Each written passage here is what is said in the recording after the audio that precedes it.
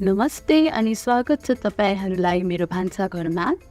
आज चाहिँ म तपाईहरुलाई मिठो आँपको अचार बनाएर देखाउन गइरहेकी छु। यसको लागि चाहिँ सबैभन्दा पहिले म यो आँपलाई राम्रोसँग पखाल्छु। अब हेरौँ है त हामीलाई के चाहिन्छ आँपको अचार बनाउनको लागि। हामीलाई चाहिन्छ पहिला नुन, बेसार, डल्ले खुर्सानीको धुलो, सौफको गेडा, तोरीको गेडा, जिराको गेडा र मेथी। अब चाहिँ म यो आँपलाई मजाले सानो सानो टुक्रा बनाएर काट्छु। यसै गरी सबै आँपलाई सानो सानो टुक्रा बनाएर हामी काट्छौं।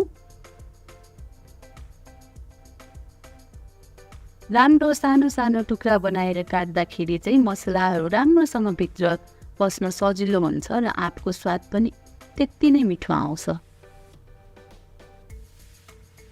हेर्नुस् त मैले यो आँपहरू यसरी टुक्रा टुक्रा बनाएर काटिसके। अब म यसमा हाल्न लाग्दैछु नुन। त्यसपछि मैले यसमा राखेँ बेसार।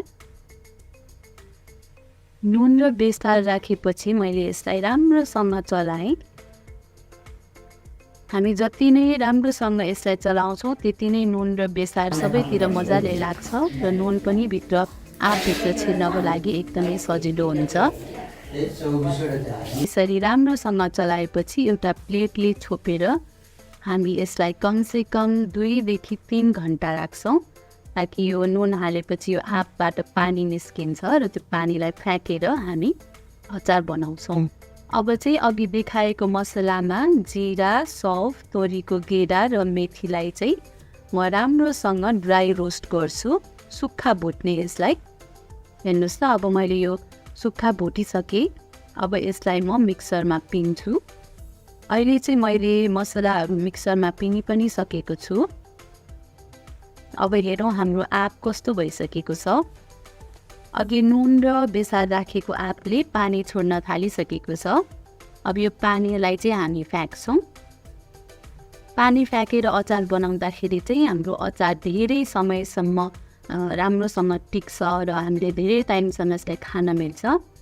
पानी फ्याँकिसकेपछि चाहिँ यसमा म अघि भुटेको मसला राख्दैछु। अब यसमा म डल्ले खुर्सानीको धुलो राख्दैछु। यो चाहिँ घरमै पिनेको डल्ले खुर्सानीको धुलो हो र यो एकदमै पिरो छ, त्यही भएर म थोरै मात्रै राख्दैछु। यसमा चाहिँ अब म काँचो तोरीको तेल हाल्न गइरहेको छु। अब हेर्नुहोस् त यो अचार हाम्रो सिसीमा राख्नको लागि तयार भइसकेको छ, तर त्योभन्दा अगाडि चाहिँ म यसमा थोरै तोरीको तेल हाल्दैछु। तोरीको तेलले चाहिँ यसलाई राम्रोसँग प्रिजर्भ, लङ टाइमसम्म प्रिजर्भ गरेर राख्नलाई हेल्प गर्छ। अब चाहिँ यो अचार एकदमै सिसीमा राख्नको लागि तयार भइसकेको छ। अब एउटा सफा सिसी लिएर त्यो सिसीमा म यो अचार भर्न जाँदैछु। मैले चाहिँ थोरै मात्रै अचार बनाएको भएर म यो सानो सिसीमा भर्दैछु। अचार सिसीमा हाल्दाखेरि चाहिँ राम्रोसँग खाँदी राख्नुपर्छ। जति खाँदेर हामी अचार राख्छौँ त्यति नै लङ टाइमसम्म यो प्रिजर्भ हुन्छ। अचारमा ग्यापहरू भयो भने चाहिँ छिटो बिग्रिन सक्छ।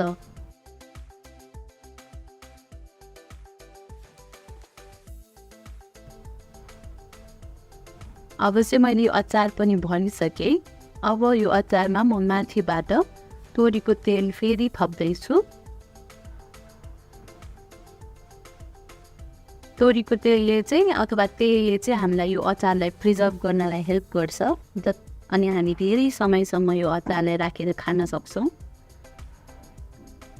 यो अचार चाहिँ अब यतिकै खानलाई पनि रेडी भइसकेको छ। अब तपाईँले अझै यसलाई 3-4 दिन चाहिँ राखेर घाममा राखेर खानुभयो भने झन् राम्रो हुन्छ।